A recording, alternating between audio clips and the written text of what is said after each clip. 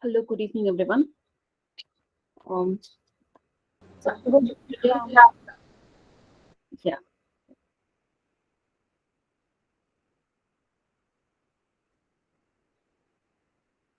all right. Are you able to hear me now?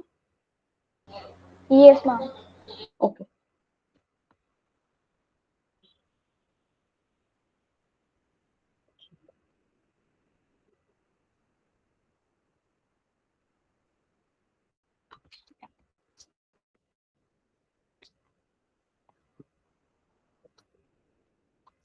All right.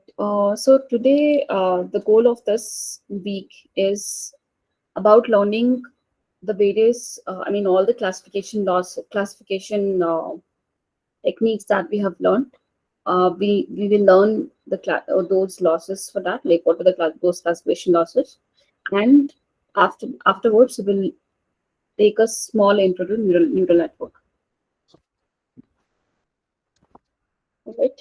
Okay, so let's start. Ma'am, could you please repeat last line what you said? Um, no, I just said that in this week we are going to look at various classification losses and a small intro to the neural networks. Okay, ma'am.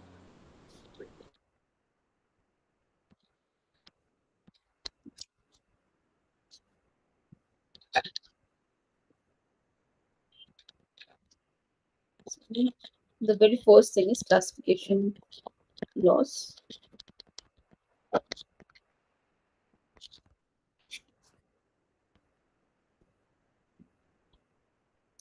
So we are going to look at the very first thing is we are going to look at the regression loss.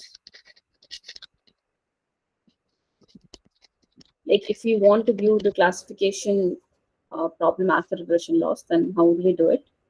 Then we will look at SVM loss, which we call as Hinge loss.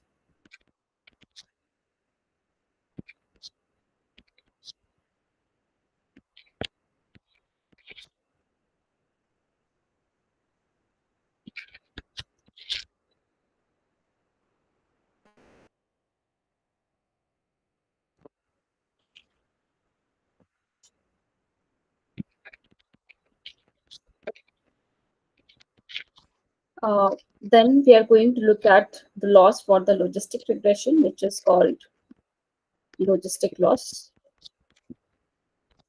Then we have also studied perceptron, and for that we're going to look at the loss, which is called the modified Hinge loss.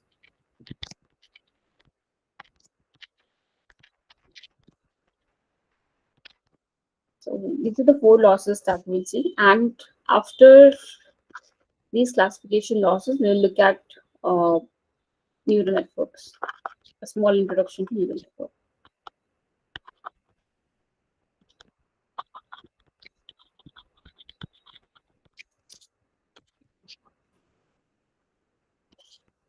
So let's start. Now, like, how does a classification, like what is the loss for a classification problem? We have the data set D, which looks like x1 y1, so on till xn yn, where my xi's belong to RD and ya belong to plus minus 1, or you can also take it as 0. So we have studied binary classification problem. So ya can take any two classes. Now, what we wanted to do in the classification problems is to find find a model H, which takes the input, which is an RD, and it gives you the prediction for these inputs. And in this case, my YIs will take binary values. So it takes the input in RD and returns plus minus 1.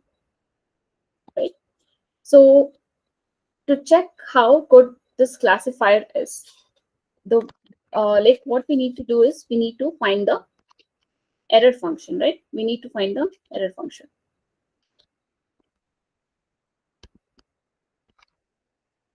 So we need to find the error function. So error of h is going to be, we look at the indicator function and see if indicator of h of xi is not equal to yi, okay, for I varying from 1 to 1. So this gives us the error for h, but we also restrict, I mean, this is the error, and this is the error for any h, but we would want a model that will give us the least error, right? So what we want is, so what the goal is here,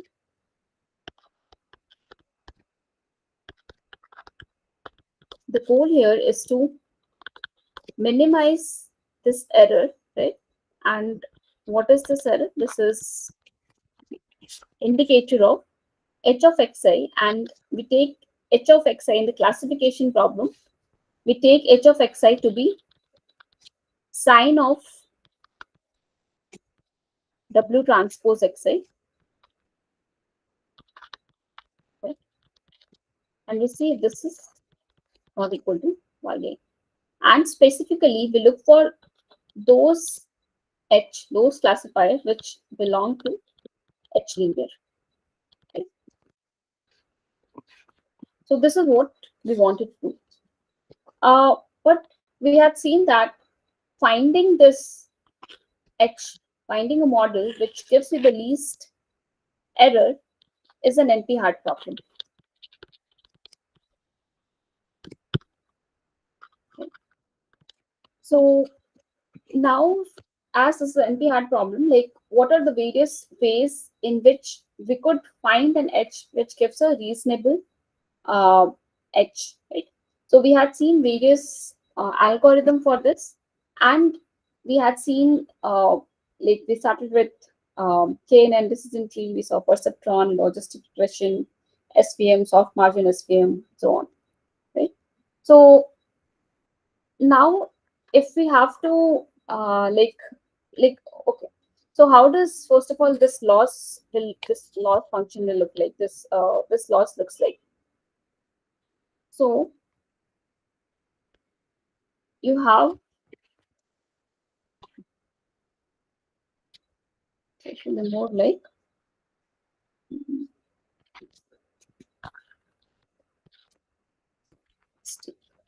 the loss of h with respect to, let's say, a data point x comma y is what we are looking at. So the loss of h is, this is 0 1 loss, right? So this is 0, this is 1,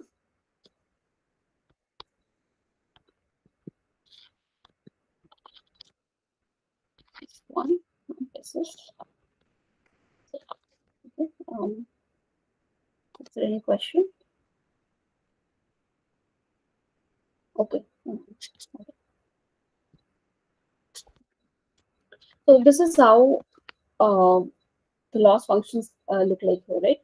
So let's just take g of x, g of x to be w transpose xi. Okay, g of xi, let's take it as w transpose xi. Or in general, I can call it as g of x to be w transpose x, right?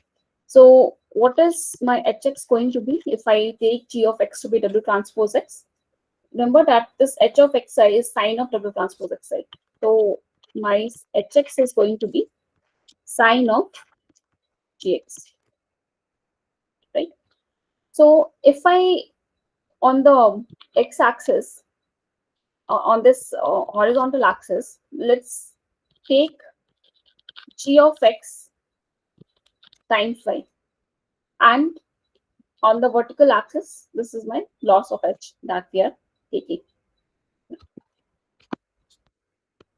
now if we if we want to view this loss as a, if I want to use regression for this classification method, right?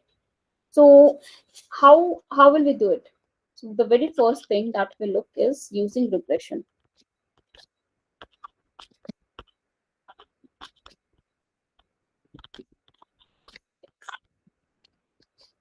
So if I have to use regression, I know in case of regression, what we the loss that we use is the squared loss, right? And using that, we find our W, and that is the W that we use for uh, Just now, the picking the loss which model. you have explained is basically 0, 1 loss. 0, 1 loss. This is 0, Oh, 1 loss. okay.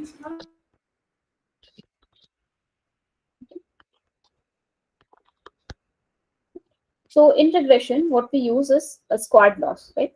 So what we do is we take the model, and uh, we take our h of x, and we subtract it with our true label, and we take the square of it, and that's how we find the loss for in case of regression problem, right? But if we have to use this here, then what we will do? So if I have to find loss of, so g of x we have taken as double transpose x. So if I have to find the loss of g with respect to, let's say, a data point x comma y, then this is going to be just w transpose x, or g of x minus y whole square, right? But since it's a, we are talking it in the sense of classification problem, so here my y only can take the value plus minus 1, right? So what we will see is that this g of x minus y whole square, you can also write this as g of x times y minus 1 whole square. Okay. So we can see this. So g of x minus y whole square, if you do, then what do you get? You get g of x square plus y of square minus 2 of gx times y, right? So this can be written as, you see that since ya belong to only plus minus 1, your y square will take the value only 1, right? So what we have is g of x square plus 1 minus 2 of gx times y. Okay. And we know that this you can, okay, let's see the other way. From here, it's not very obvious. So g of x times y minus 1 whole square, if we do, then what do we get?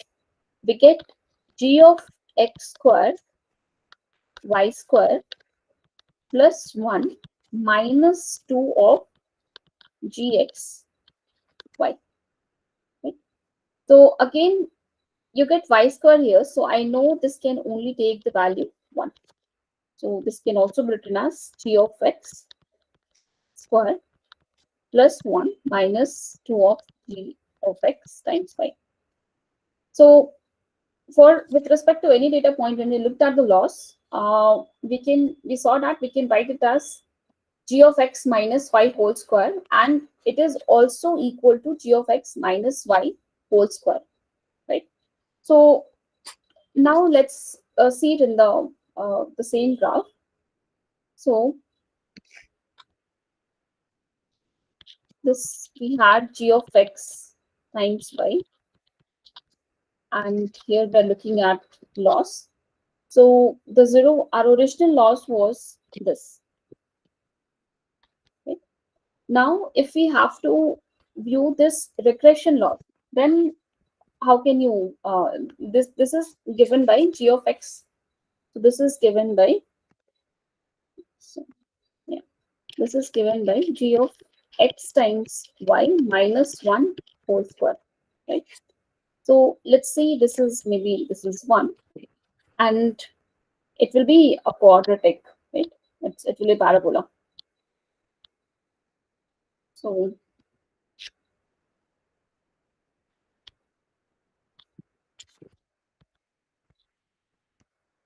We will pass through H1. So this is my 1.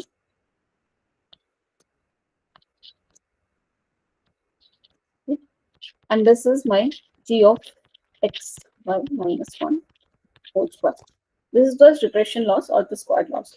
Now, what we see is that for the points which were predicted correctly, right? So, like if we had gx times y value like greater like uh, greater than 0, then it was giving the loss as 0, right? But now if we have to use the regression loss, then in this case, what is happening is that for the points where it was supposed to be predicted as loss as 0, it is giving me, as this value keeps on increasing and increasing, this is giving me sort of a very high loss, which is not something which we would want, right? So we would not want to approximate the 0, 1 loss using this regression loss that we have defined over here. So now, what are the other ways? What are the other losses that we can look at for the other for the all the algorithms that we have studied?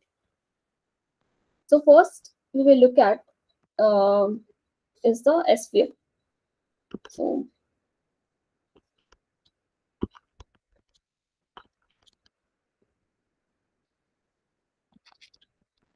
soft margin SVM, especially soft margin SVM. So what was the formulation of the soft? What was the problem of the soft margin SVM? So there we wanted to minimize. We wanted to minimize this margin, which is the reciprocal of the margin, which is now w squared by 2. Plus, we had another term, which is c times sum over epsilon I, where I is varying from 1 to n. This is with respect to w and epsilon, with respect to w and epsilon. Subject to the constraint, so we had a constraint as w transpose xi, w transpose xi yi, plus some epsilon I has to be greater than equal to 1.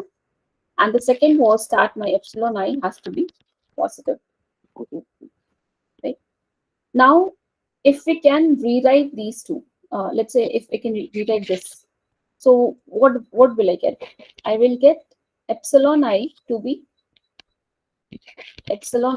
greater than equal to 1 minus w transpose xi yi.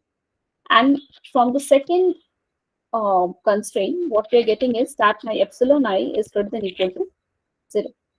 Okay? So if I have to write the condition on this epsilon I, then combining these two, what we can write, we can say is that my epsilon I has to be greater than equal to maximum of 0, comma 1 minus 1 minus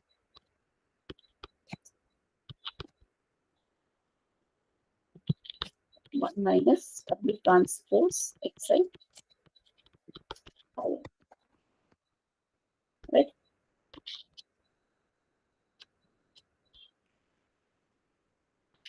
So this will hold. Now, if we can, like, let's go back to this objective, which is norm of w squared by 2 plus c times sum over epsilon I. So at the optimal case, what this problem will become now is you take,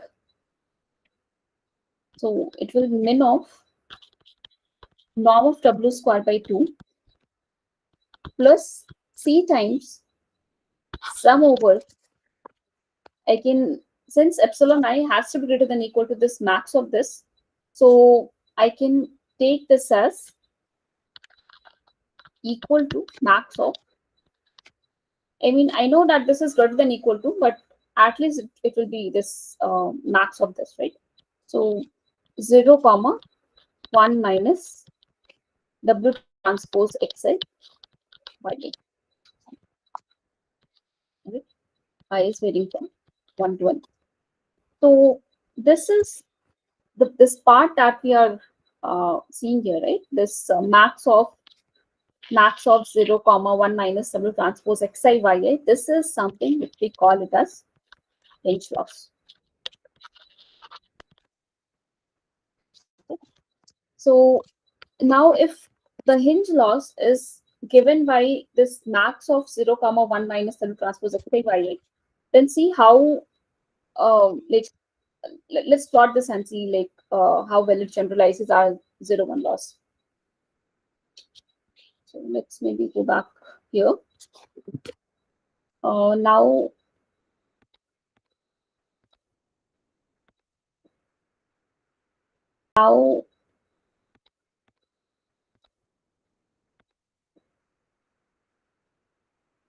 Hinge loss that we are saying is given by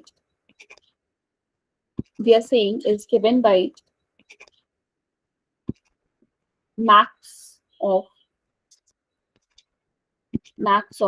0 comma 1 minus W transpose X times 5, right? And this is nothing but max of 0 comma 1 minus G of X times 1. This was our G of X times 5. So 1 minus G of X times Y and 0, you have to take the max, right? Let's see.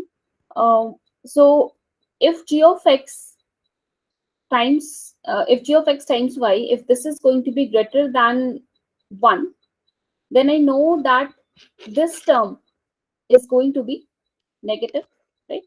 So if G of X times Y is greater than 1, right? If this is greater than 1, then this whole thing is going to be negative.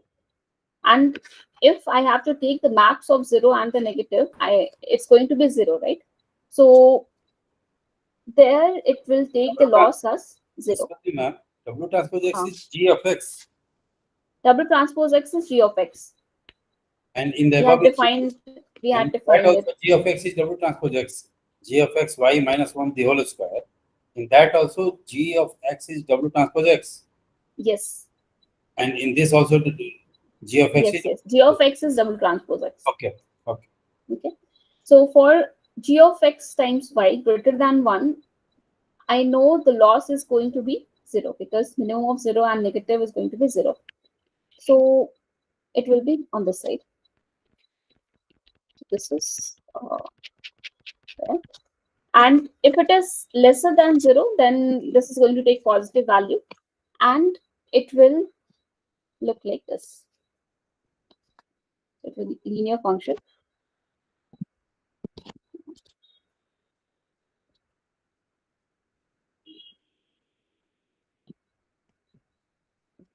Okay.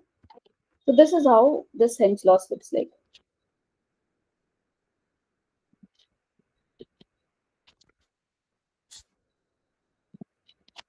Okay.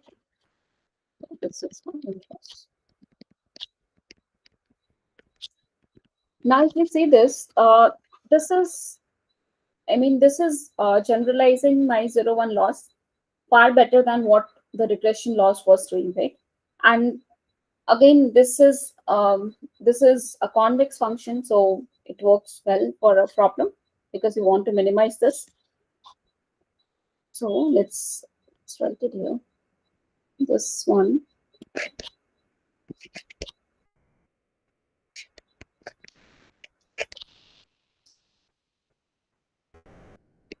This is the Hinge loss.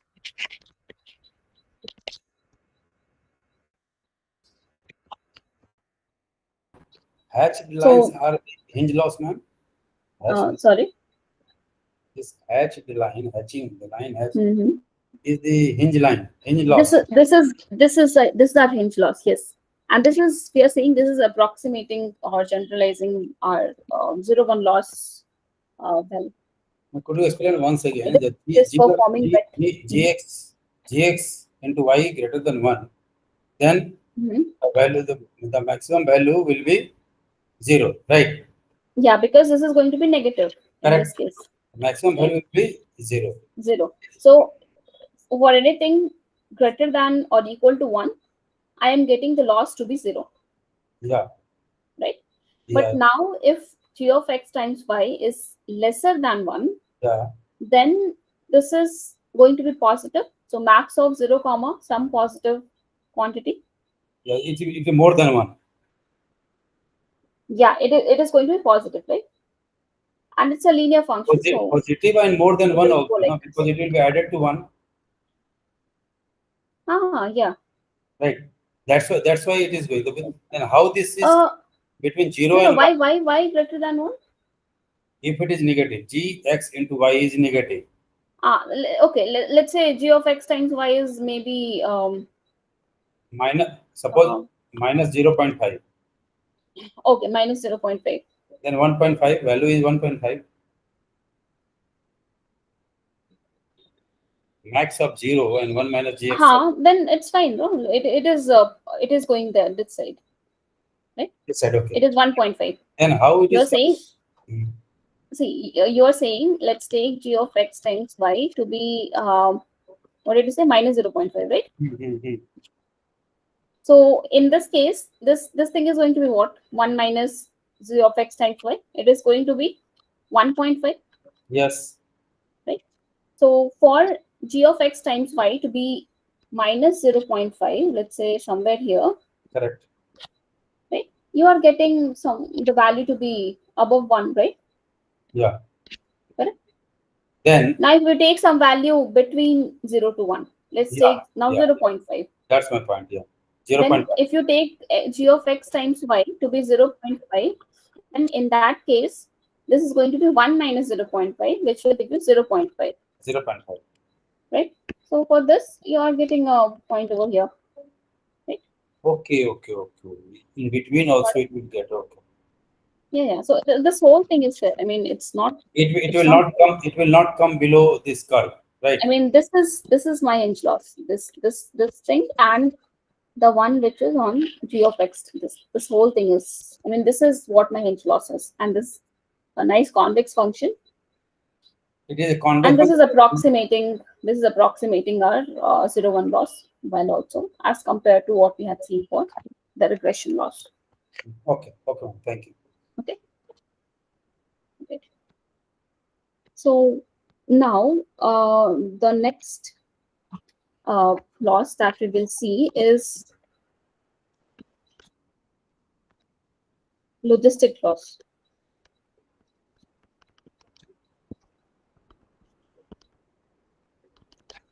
The logistic regression. So in case of logistic regression, what was the objective? I mean, we had find the likelihood, right? And that likelihood was given by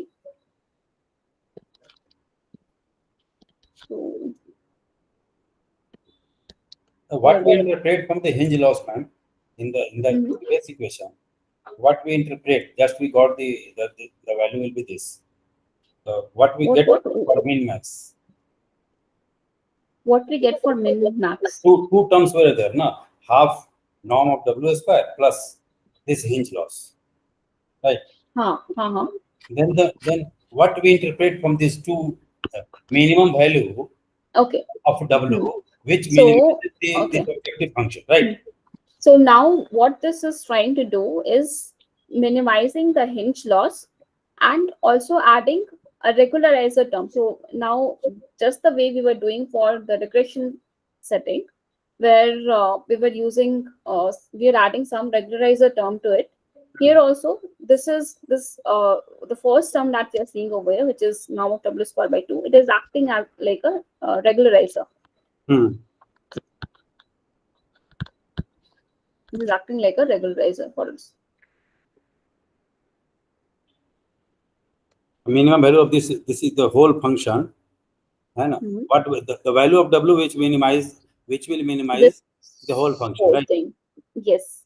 Okay. I mean, we were trying to do this, right? We were trying to find the minimum of this now W square by 2 plus C times epsilon I. Such that this is right. The Yeah. condition is this. Okay. Yeah. Epsilon up to epsilon. So The now value, this is more like we are trying to minimize this hinge loss, and there is some regularizer term that we're also adding to our problem. okay. We have derived the value of psi so that we minimize this function, right? Hmm. Okay. Yeah. Okay, fine. Thank you. Now, when we look at the logistic regression case, so there, what was the estimator? So, I mean, what we had seen is this p hat. Is something like probability y is equal to 1 or given the data point, right? And this was given by 1 upon 1 plus e to the power minus of W transpose x, right? And this function is nothing but sigma of W transpose x, right? So when we try to estimate my W, this rate, we use the ML estimator, and we got, this likelihood that we had seen was what will you do? You will take product of this sigma W transpose xi to the power zi times 1 minus this sigma W transpose xi to the power 1 minus zi. Okay? More like this Bernoulli case, where like this is the likelihood for Bernoulli, right? And this p hat is giving you a probability. So this is varying from 1 to n. So this is the likelihood we had seen, and from here, what we would want to maximize this likelihood. So we want to maximize this likelihood with respect to W, right? So to do this, what we can, at the end, we wanted to find the W in this case, and to What find the is W, we had Zeta to. what is Zeta here? Zeta is the P hat. Zi is not p hat. Forget this one. So Zi is see, you had you have this thing, right? P of y given x, y equal 1 given x, is this probability is given by 1 upon 1 plus e to the power minus W transpose x. Zeta is the Right? probability, na? Zeta. Zi is not the probability. Probabilities are this, right? Probabilities are this. Actually, I should have written y here, but sir has used in the lecture Z, so I just stick to it. Okay. So let's just call it as Z. Okay. So, all right. So this is okay now. Okay. So sigma of W transpose xi to the power zi times 1 minus W transpose xi to the power 1 minus zi is what the likelihood is going to be, right? And now from here, what we would want is to maximize this likelihood, and to do that, we it's better to take the log and solve for it. So what will happen is, so if you want to maximize this, so you want to maximize this log of W. So if we take the log, this becomes, the product gets converted to the summation, and we have this, what will get this Zi log of Zi log of sigma W transpose xi, okay, plus 1 minus Zi 1 minus sigma W transpose Xi. Okay. This is what it should be. So this is where we are trying There's to another log, no? maximize. 1 minus Okay. Z1 into log of 1 minus Right. sigma. Yes. It should be log. I missed it.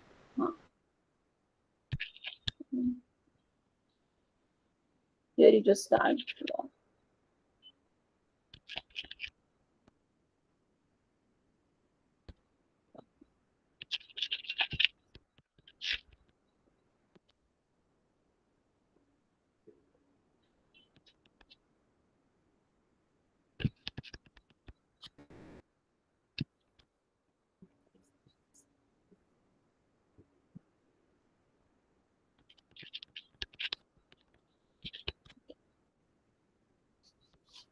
So we wanted to maximize this.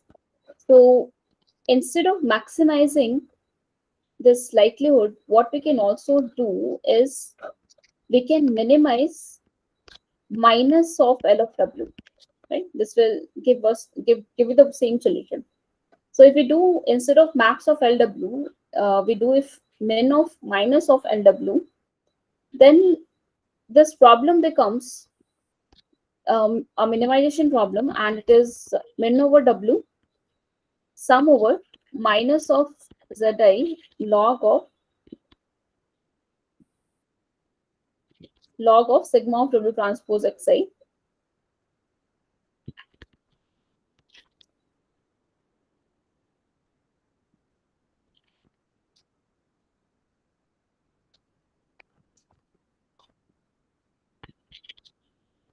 Just one minute.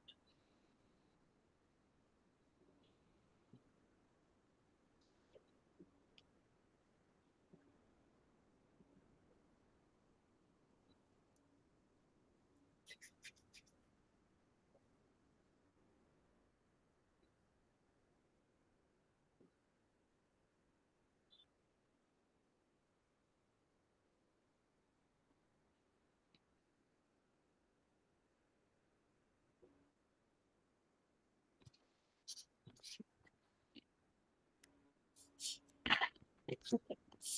So this is log of sigma of W transpose Xi minus 1 minus Zi log of 1 minus sigma of W transpose Xi. Okay. So we want to minimize this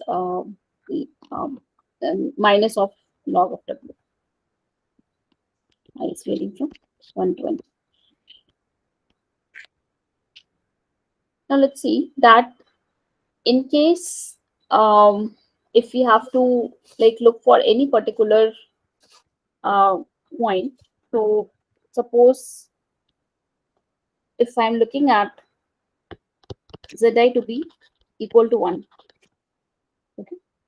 So if Zi I take to be equal to 1, I know in that case this thing, the second term, vanishes, and what we will be left with is log of sigma W transpose Xi. Minus of this, right? Because Zi we have taken to be 1. So if I take Zi to be equal to 1, we will be left with minus of log of sigma W transpose Xi, right? And we know that sigma of W transpose Xi is nothing but 1 upon 1 plus e to the power minus W transpose Xi, right? Yeah. Okay. And this can be written as, so you have minus of log 1, right? Log 1 is just 0, minus of log of 1 plus this. So this becomes log of 1 plus e to the power minus W transpose Xi. Okay. And Minus log 1 minus plus, okay. okay. Plus. And Zi is equal to 1. This is implicitly it means that my yi is 1. Y is plus 1. Y is plus 1. So we can also write this as this. We can also write it as log of 1 plus e to the power minus w transpose xi times yi. Right? So now you can see that it comes in the form of g of xi times yi here. Now what happens if I take zi to be 0? If we take zi to be 0, then the first term goes away and we are left with minus of log of 1 minus sigma w transpose xi. Right?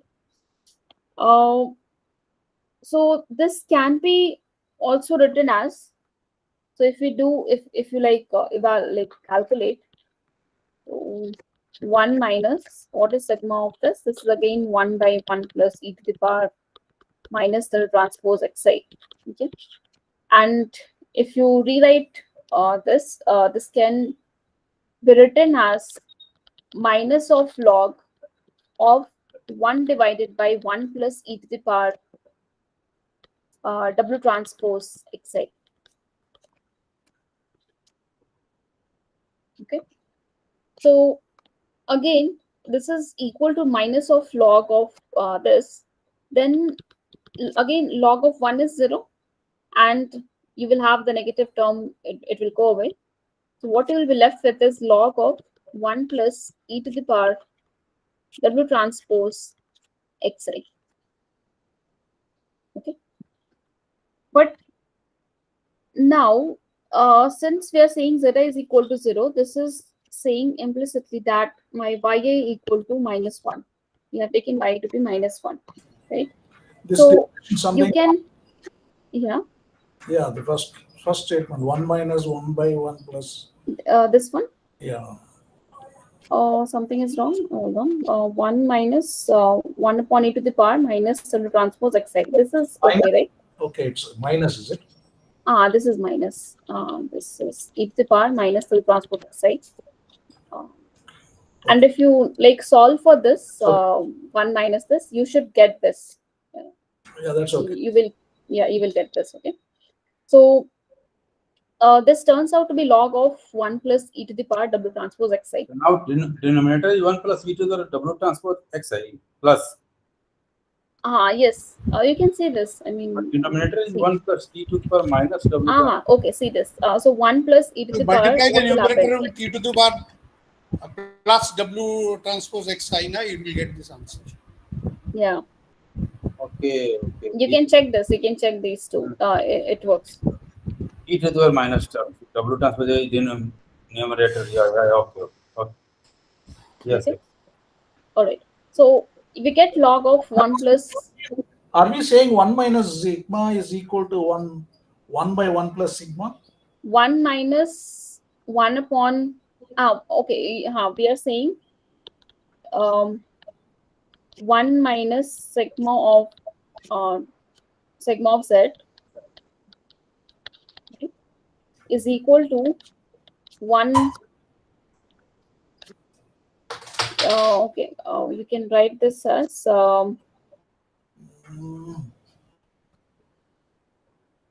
this is not sigma, right? I mean, this is 1 minus. Okay, let me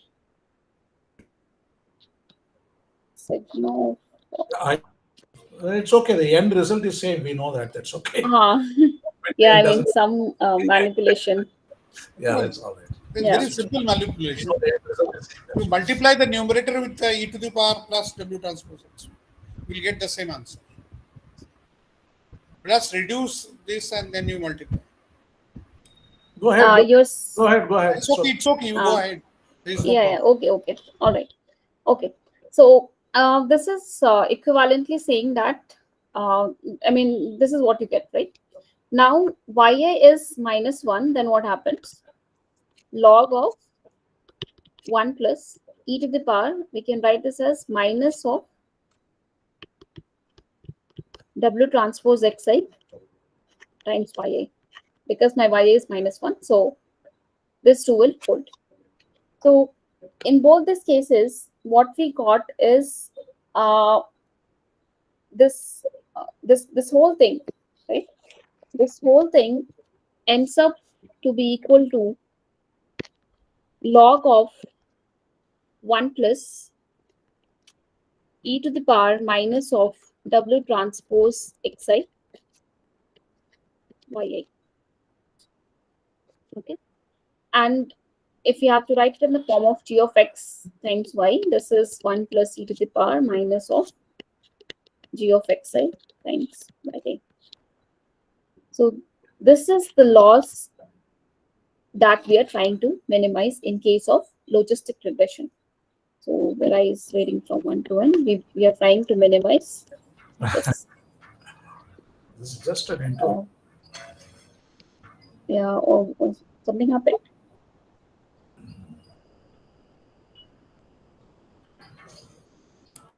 Okay. All right. So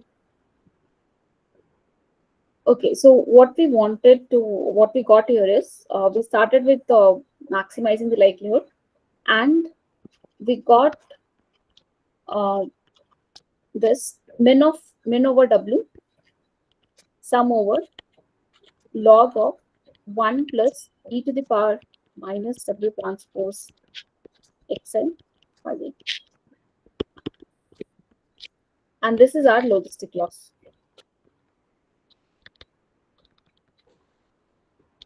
Okay. So if we try to plot this,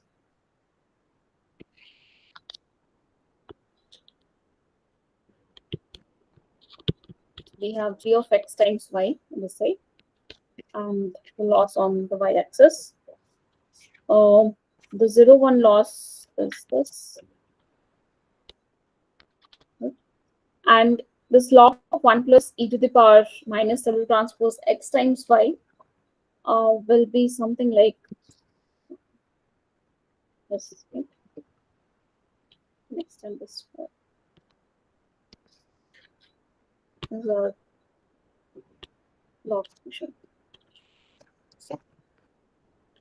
So this is my log of 1 plus e to the power minus g of x times y.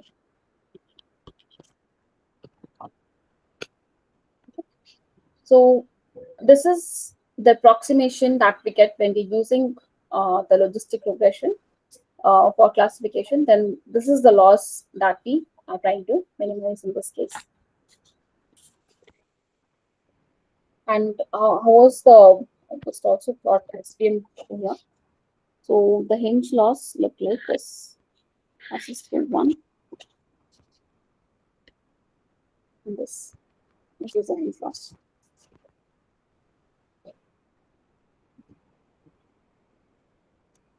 Okay. So this was about the logistic regression case. Now, if we go to How does the ridge will fit into this? ridge, are you saying ridge? Yeah, in terms of a loss behavior, we are comparing different models into different situations, right? I'm just wondering how the ridge and lasso will probably come in.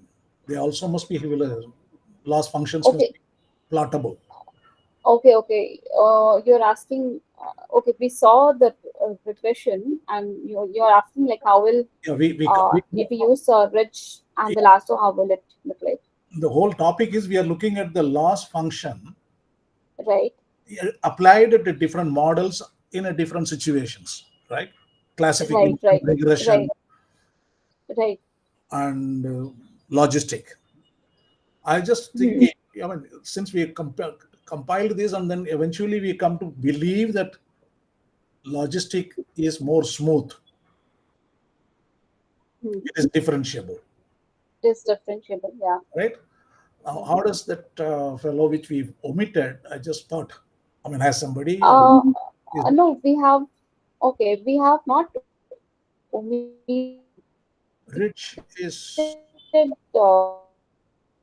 Uh, the SVM loss, right? We have not omitted Hinge loss, right? I mean, this is giving us a better approximation for our 0, 1. SVM soft margin C can be thought of as a lambda? No. No. Okay, can you repeat? Can you repeat again? No. Sorry, I was comparing whether SVM can be compared with the ridge in regression. Okay, if whether SVM can be compared with ridge, because we get this regularizer term for the ridge regression. It comes to. So if we have to plot that, see, here we are basically playing around and seeing how the loss function varies. Yeah. And extracting some information, some intuition, some insight. So I was wondering whether it can work well or not. Which one, how it gets smoothened out from the step function to parabola to the hinge, and then that's what we are doing. Four graphs we are comparing, right? Right. One is a step, that is a stupid. The second is a parabola, which of course keeps increasing after the one. So the hinge is at least steep slope and then goes, and whereas your logistic is more smooth. Mostly, yeah. I mean, in terms of the gradual increase or probably stable convergence. So I was wondering. Anyway, I'll think about it. Let me read it. Thank you. I'm sorry. Yeah. So you know it, then we can share. So what we were trying to see is like we have various different classification techniques that we have studied, and how are like the classification loss, the 0, 1 loss that we had, that is something that is not solvable, and we have various different techniques for classification. You're right. You see, the whole idea is in ML we are trying to model something, and each model has got can be measured. Performance can be measured in terms of the behavior of error. Right. That is why we are looking at this. At the end of the course, we are looking at this only for that purpose. Having studied different models, how their performance can be measured is one simplest way to measure a model is the error, how the error behaves. We are looking at it. That's okay. Right. That seems to be the reason why this is the last section of the course.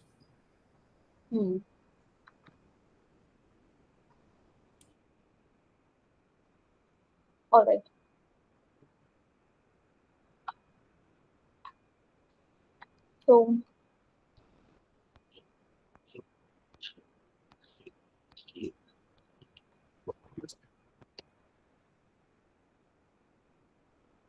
So the last algorithm that we'll see is the Perceptron.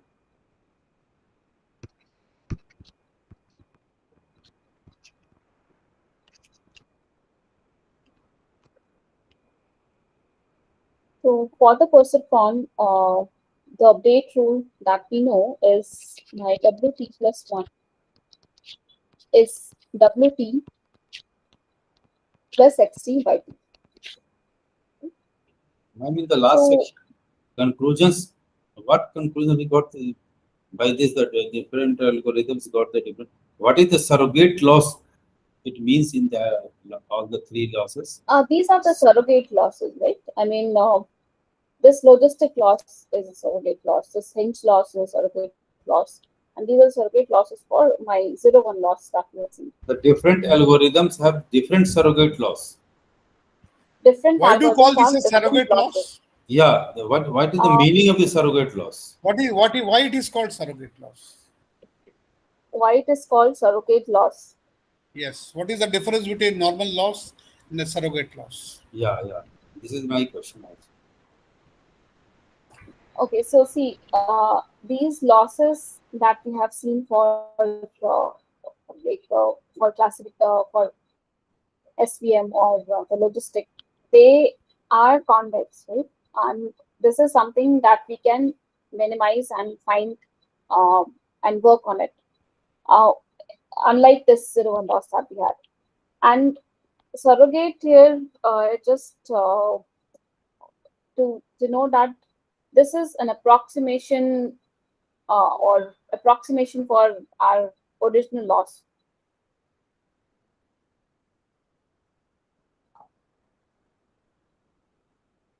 What we interpret from the surrogate? What is the why? The surrogate means why? Why the 0-1 loss is not a surrogate loss? No, 0-1 loss is the original loss, right? This is the classification loss that we had,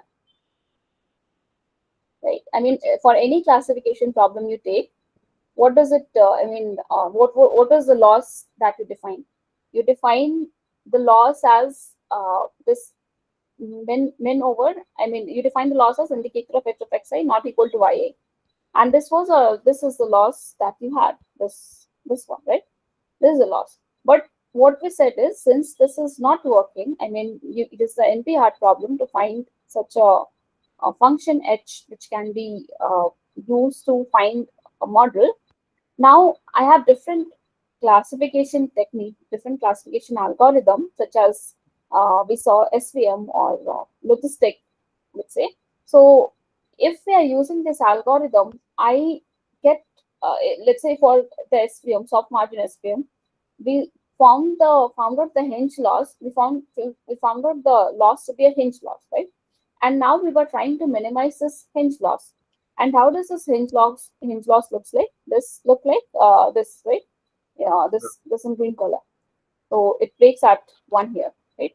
So this is kind of you can, I mean, in place of 0-1 loss, I'm using this loss. So this is kind of approximation. This is instead of 0-1, I can use this loss, right? That's what surrogate meaning here. Similarly for logistic regression, I mean, I got the logistic loss. I can use, when I'm using the logistic regression, I can, I am minimizing this logistic loss, right? And this is giving us a W.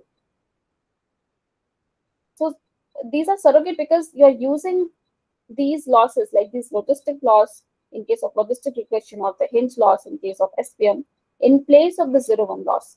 The surrogate is a term. I mean, it's nothing, and it doesn't have any specific meaning. It means, it means the objective functions which gives these losses, which are something which takes its place. I mean, instead of 0-1 loss, which can be easily minimized, right? The functions which can be and this we saw that these surrogate losses are convex, and hence you can minimize it and find a solution. Okay, that is why we are calling it surrogate loss. If you are not able to, that's why we are calling these losses as surrogate losses. Okay. Means we can bring and brought up this, right? Like that. Okay. This, Okay, fine. Good. Thank you. Okay.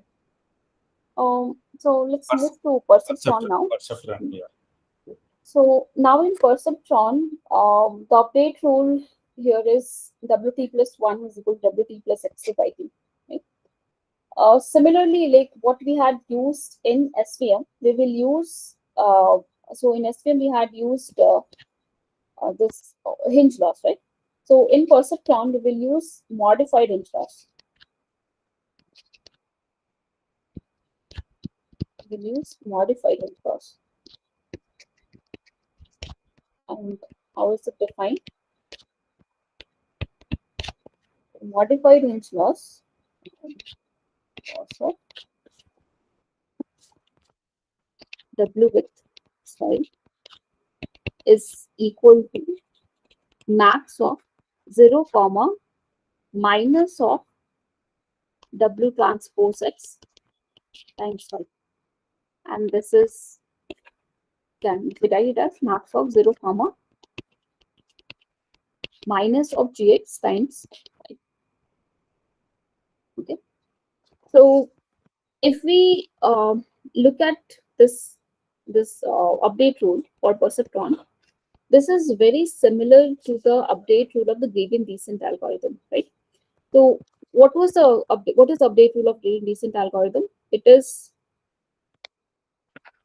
WT plus 1 is equal to WT minus eta t, the step size, times the gradient of the loss function, right? This is what we do in case of green. This is the update proof of green descent algorithm. And this looks very similar to our Perceptron update rule, looks very similar to this green descent. So now let's see, like, since in this case, the loss that is being used is the modified Hinge loss. And if we take the grad of this loss, so if we take grad of L, so grad of L and all Hinge, so L Hinge, and we're differentiating with respect to W. So this will be depending on like what depending on the sign of your W transpose X times Y, you will get various, I mean, you'll get different grad. So what will happen? Let's say if you take W transpose X times Y, or here let's make the figure. So you have G of X times Y. You have the loss, and this will look like this and this, right? This is my modified Hinge loss. Now, if I take W transpose X times Y, this is 0. So if W transpose X times Y, if this is negative, okay. So if this is negative, I am going to get max of minus of W transpose XY, right, which is a positive term. So it is going to take some positive value, and if you take the gradient of this, so you have to take the gradient of this minus of W transpose XY, right? Because max of 0 comma minus of W transpose X times Y is going to be minus of W transpose XY, right? So if you have to take the gradient of this, you are going to just get minus of XY, right? Now, in the second case, when you have W transpose X times Y, if you take it to be greater than 0, okay? So if you take W transpose XY to be greater than 0, it means what? You are taking max of 0 comma some negative term. So this loss is going to be 0 because you have to take the max of 0 comma negative. So loss is going to be 0, and if you take the grad of that loss, you're going to get 0. Right? This is for the case when it is greater than 0. Now the third case, minus XY, W transpose XY. how you got minus XY? Okay. Yeah. See, you have W transpose X comma Y, right? And we are saying let's take it as less than 0, the first case. So if you're taking it as less than 0, what is your this Hinge modified Hinge loss? This is given by max of 0 comma minus of W transpose X times Y, right? If you take this term to be negative, okay? Yeah. You take this term to be negative, and there is a negative outside, so this whole term will become positive. Positive, yes. Right? This will become positive.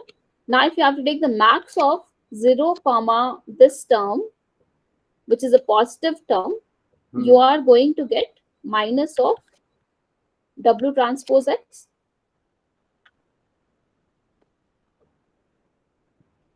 Right? Yeah. Let me maybe before okay, this is okay. Minus of This W fine, right? transpose, yes. Sorry, Y should also be there. Minus of W transpose X. Yeah, Now you take the derivative of this with respect to W, so you get minus of XY.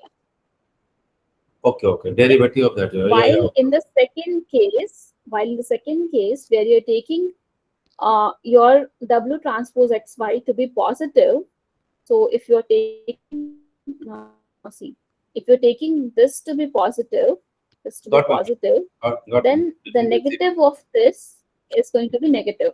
So max of 0 comma negative is 0. So my loss is 0 in that case. Yeah. So the derivative is 0. Now the third case where my W transpose X times Y is exactly 0. Okay? So if W transpose X times Y is 0, it means you're getting something here, right? So if this term is 0, it means you have to take max of 0 comma 0, which is 0. Sorry. Um, W transpose X Y 0 here, right? So you have to add 0. You see there is a sharp uh, turn here, right? So Yeah. at 0, it is not differentiable. Not Right. differentiable. So if it is not differentiable at 0, what we can do is we can use various subgradient method, and we can find its derivative. Okay. So in when we use that, what we will get is you will have this xy.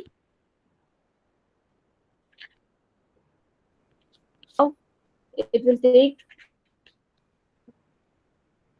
um, somewhere between -1 to 0. Any slope it can have between -1 to 0 and times xy. But now you see, when you're looking at this How this is perceptron coming? update This tool. one -1 up to 0 into x12. Hold on. So when we're looking at this perceptron update rule, what we are getting is this should be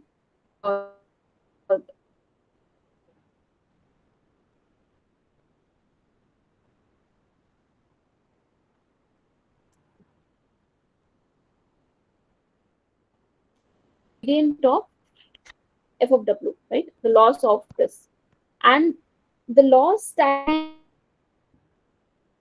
we get, since in the update tool you have just xt by t. So what will perceptron do is, whenever there is a mistake, and when there is a mistake means that your W transpose X. xy, if it is less than equal to 0. Okay. So whenever there is a mistake, your perceptron algorithm is will give you minus of xy. This gradient of the loss is giving you minus of xy. Okay. So just substitute this over here as minus of xt by t. Right. So if we update this as minus of xt by t, Minus of then xy will come when W transpose X into Y is less than 0 only, no? less than equal to 0. I'm talking about when there is a mistake happening. Okay. When there is a mistake, then only this update is happening, right? Mm-hmm. If there is no mistake, it is taking it as 0. So this is fine. Yeah. It is 0, right? When there is no mistake. So when there is a mistake, the perceptron algorithm is like using this update would minus of xy, right? So you can add this minus of xt by t. So like okay. So instead of this, what we have is wt plus, I can write this as minus of xt yt, right? Your voice is breaking, And perhaps. No? this thing, this minus of xt by t now. Hello? Voice is breaking somehow. I think it is for me or Can you can't hear? say. Others. Can you hear me now? Yes, ma'am. Okay. What about now? Is this better? Yes, ma'am. Okay. Are you writing something on the screen right now? No. Currently I'm not writing. I'm just Okay. telling you. Okay. So see, I can. So my update rule said that WT plus 1 is equal to WT plus XT by T. And this can be written as WT minus of XT by T. Right? So here, what is this minus of XT by T? This is just gradient of L with respect to W. Right? Now, if you look at the gradient descent update rule, it says WT plus 1 to be WT minus eta T grad of F. Right? So in this case, our eta is just going to be 1 for us, right? So what we have is WT plus 1 is equal to WT minus of 1 times minus of XT. And this is our gradient, and this is our eta. This is the step size. So whenever there is, when we're using this modified Hinge loss, which is max of 0 comma minus of double transpose X comma Y, the perceptron, like whenever the algorithm is making a mistake, it chooses this value as X times Y. Okay? So we are basically doing a gradient descent algorithm with a step size of 1 here.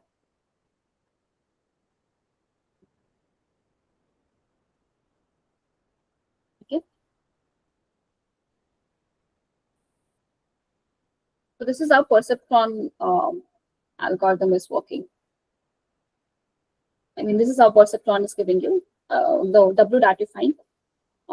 This is using this stochastic gradient descent and giving us a W.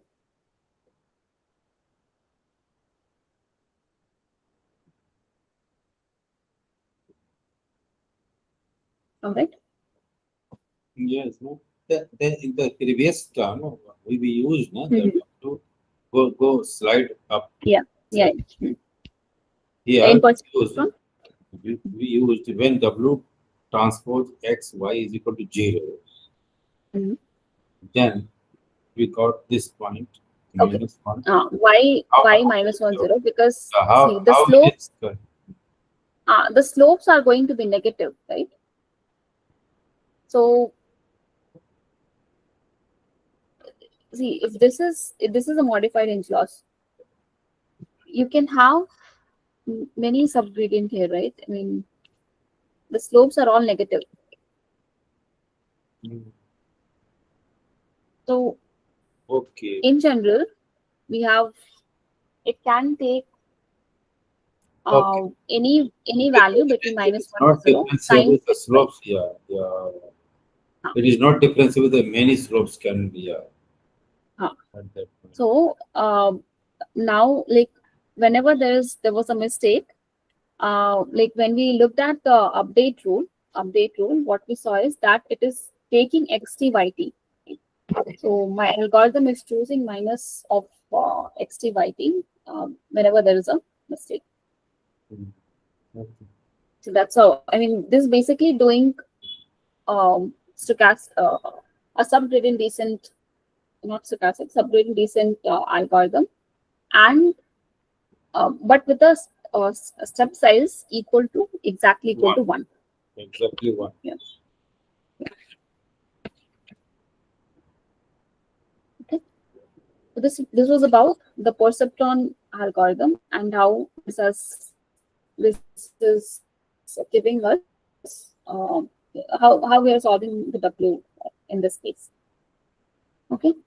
So there is one more like for boosting also something has been done, but not much. So I'm just skipping that part. Okay. So, all right. So, like whatever we have seen so far, like all the classification techniques and the losses that these techniques are using. So we started with our original 0-1 loss that we had, and we saw it was an NP-hard problem. So we can, for various different algorithms, we saw what all losses these algorithms are using, and we are able to somehow like come to a solution by using those algorithms. And we call these losses as surrogate. That's why we call those as surrogate losses.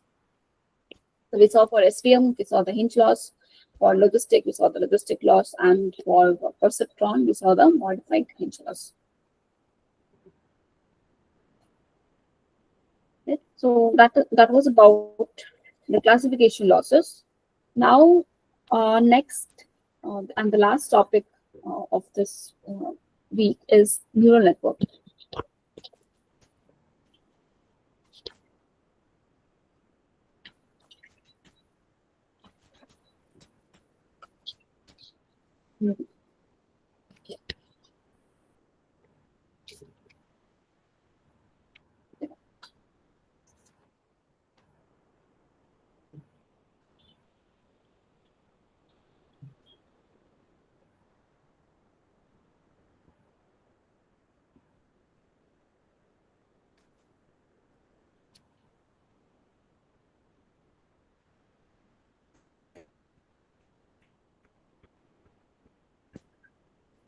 So we'll see like the very simplest neural network in a sense. So the perceptron algorithm that we saw is like how is this perceptron working? So we had this x1, I mean we had this data point x1, x2, so until xt, right? And there is some weight associated with each of these features, right? So you have the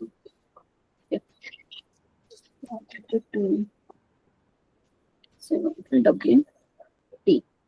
So you have W1, you have W2, W1, W2, so on till WT. So what we are doing here in perceptron is we are looking at this W transpose X, and we are seeing the sign of this and then classifying whether it goes to class 1 or whether it goes to class 0 or class -1. So this whole thing, I mean, goes to something and it gives us W transpose X, and from there we compute the class label. Now, this is just for like I mean, we had just one weight vector over here, right? Now, if we have to, let's say, use,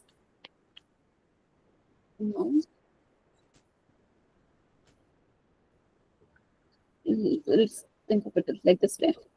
So we have this input given to us as this x1, x2, so on till xt, right? And now you have for each point, you have some weight you are giving to each of these, which what we're calling as neuron. So there you are just one neuron, and now we have in this case, sorry, not one neuron. I mean, you had like each xi is giving weight.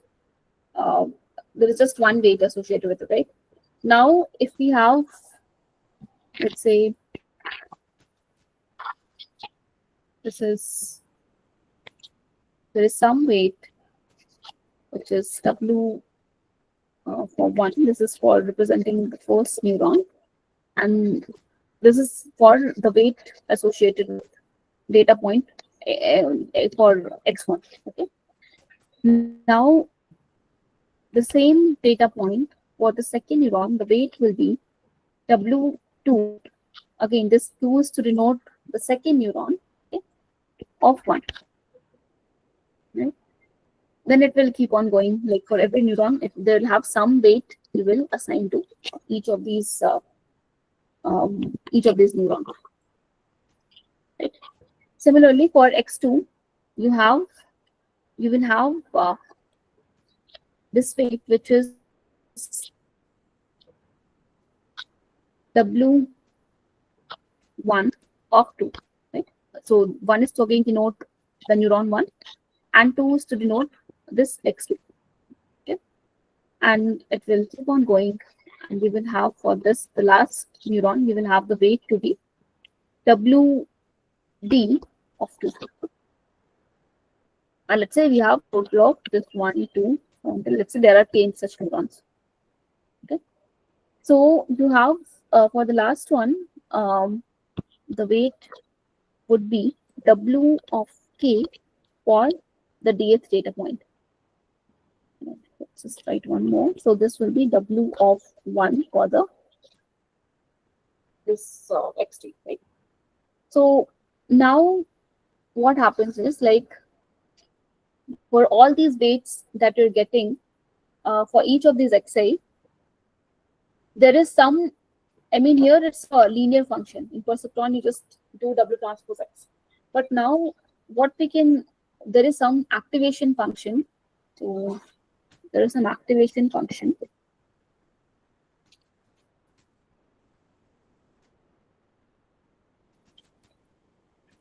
Which brings in the non-linearity in this whole process. So now these activation function will act on your W transpose X. So from here, like what you, let's say from here, what will you get? Now for all these weights that you have, you will get W1 transpose of X. Right? Here, what is my W1? Now my W1 is W1 of 1, so on till W1 of D. Right? This is my W1. And my, what is X? X is my X2, so on till X3. Right? So for at every stage, I mean, for every neuron, you have this W1, Wi transpose Xi that you get. Now, these activation functions act on these Wi transpose Xi, this linear function. So when this happens, W transpose Xi, so you have W transpose and so on. So you have W D transpose X. Right? These are the activation function. So there are the few like 1 or 2 activation function that we have seen like in the lecture is, one is our Ma'am, sigmoid. what you mean by the activation function exactly? I'm writing it here. W transpose Xi, X is the function. No? What is the meaning of W activation? transpose Xi is a. This is the activation function. So, okay, there are some activation functions that we're defining it now. So one such function is sigmoid function. Okay. There is one more which we call it as ReLU function. Then there is one which we call it as stan H. Right? And there are many more. There are many more activation functions. Different functions are sigmoid. Yeah. So sigmoid, we have seen in logistic also, right? And how do we define? So if, let's say this A is a function, 1 right? by E to the power So if minus Z. this acts on any Z, it will be 1 upon 1 plus E to the power minus Z. Minus Z. Right. Then if I look at ReLU, how is it defined is, so the activation function is max of 0, Z. Okay, so max of 0, Z is ReLU. And another is your tan hyperbolic, so tan of H. So A of Z is tan of Z. So these are few activation functions. There are many more activation functions. So these activation functions, like they act on. I mean, they are like bringing non-linearity here, right? Because see this in W1, each of this, these are all linear, right? Now, if it acts on this, and then what we have here is in the output layer. This is the what very simplest neural network that one can have. So you only have one hidden layer. So this is something we call it as hidden layers. We can have multiple hidden layers, but this is the very simplest network that we are seeing.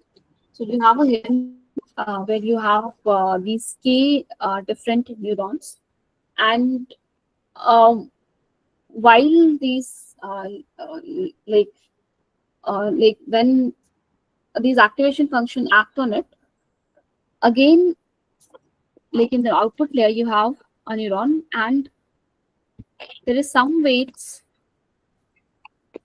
that are associated with each of these. So you have a total of k neurons, right? So in the output how layer, to decide which activation function I should consider out of these three? output decide The no. So activation function. You let's have given ReLU, you have given TANH, and you Mhm. have given the sigmoid. So which one should I choose? No. Say I'm moving from say network one. So what is called node one to node two. So which one should Okay. I? So say what do you call this layer? So it is basically layer. No? So I'm moving from first layer to second layer. Which one should I choose as Uh-huh. my activation function? That I think depends on problem that you have. So if you okay, so if you are solving let's say a classification problem, you can use a sigmoid as an activation over there.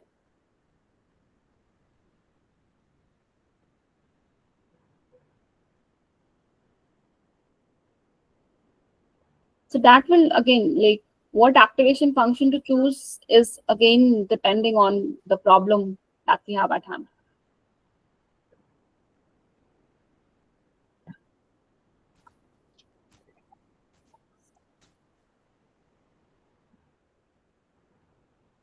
So here you have just one hidden layer, and like we are learning a W in this case, right? So these weights, we have WK out, and at the end, like final output that you get from this whole network is W out, and this W out transpose, right? W out transpose A of W transpose X, A of W2 transpose X, so on till A of WK transpose X.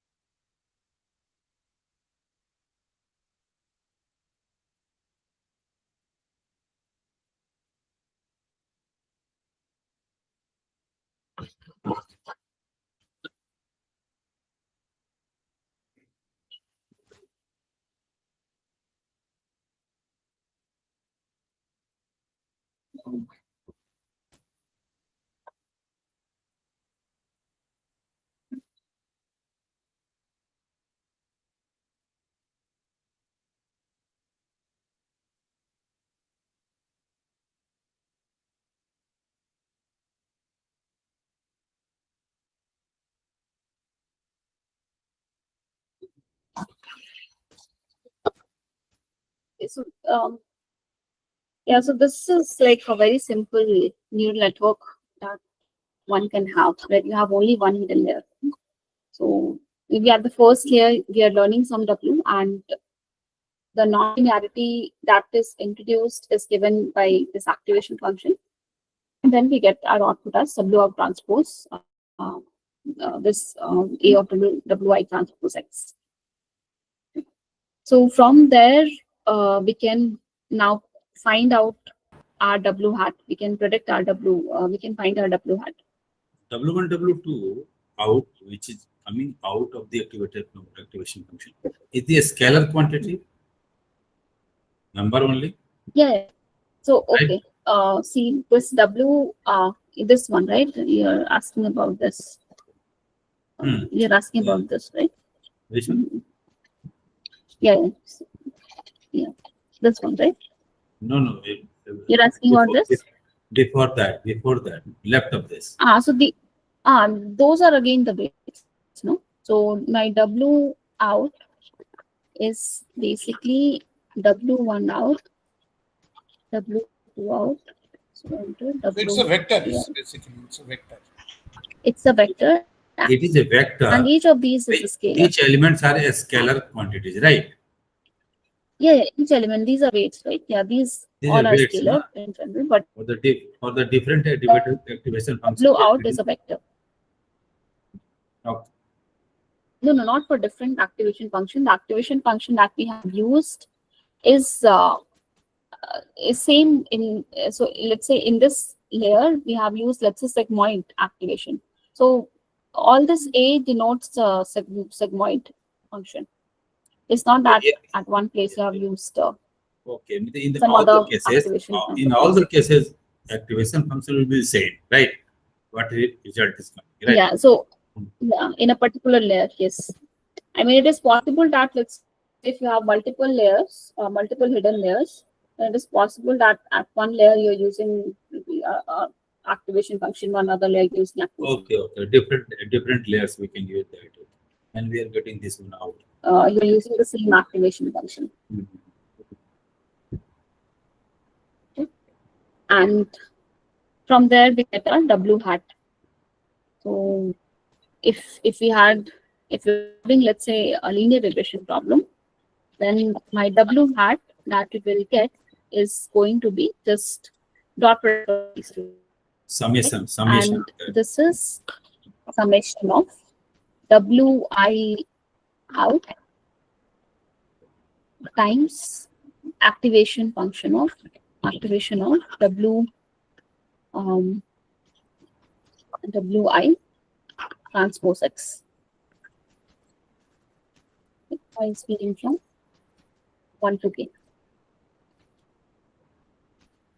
This is what we will predict.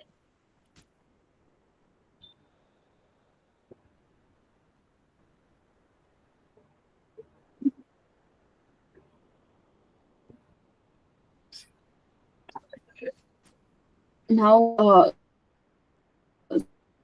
okay, so this was like when we're solving the, let's say, the regression problem. Now, if we have, let's say, we are solving a classification problem, then in the output layer, right? So this is my output layer. Then instead of W out transpose this activation, what we look at is what is sigma of W out transpose of these activations.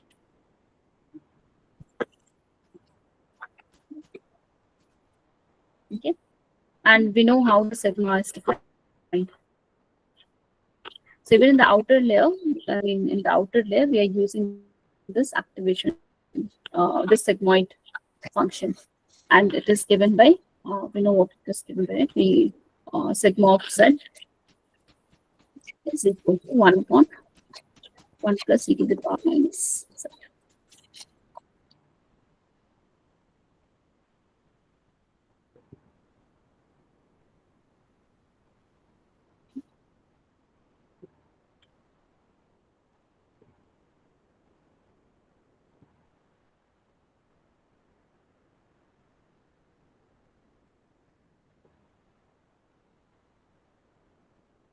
Yeah, so like this is a very simple neural network that we have seen in this course. Like we won't be seeing multiple atoms things like that in this course, because it's just introducing what a neural network does. In subsequent courses, we're going to start with neural network.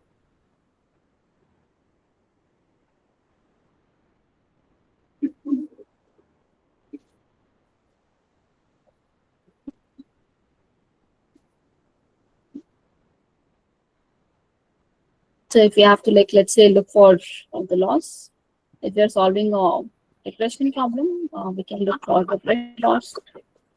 And if we are solving a classification problem, we will look at cross entropy loss.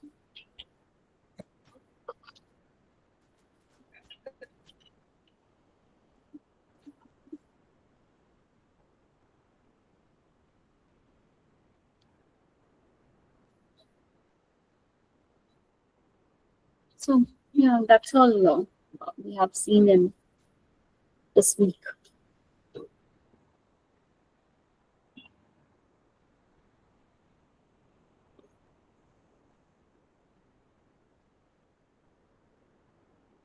Any questions?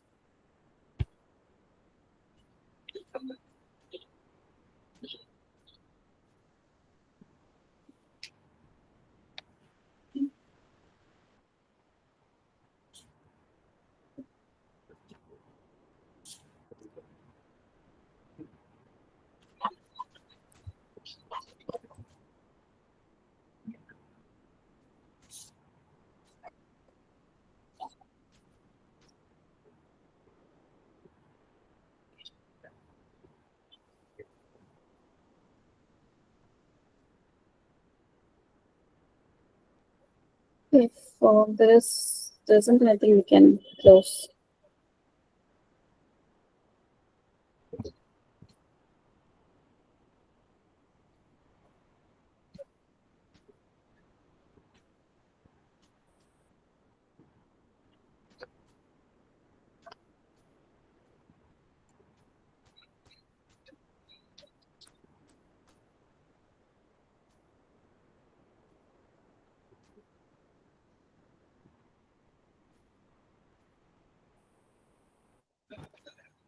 All right. Thank you, everyone.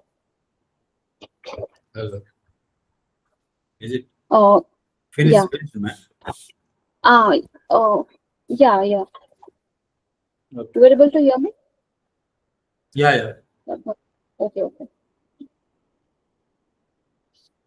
Tomorrow class will be there, man. Tomorrow class is there, yes. Tomorrow it's there. Tomorrow it's there, day after tomorrow is also there. 6 to 8. Tomorrow 6 to 8 and Tomorrow, what is the class at 6 to 8? problems, basically. Problems from Problems for week 12. week 12, yeah. Okay. Thank you. Yeah. Thank you. Okay, man. Good night. Good night. Okay, thank you. Good night. Thank you.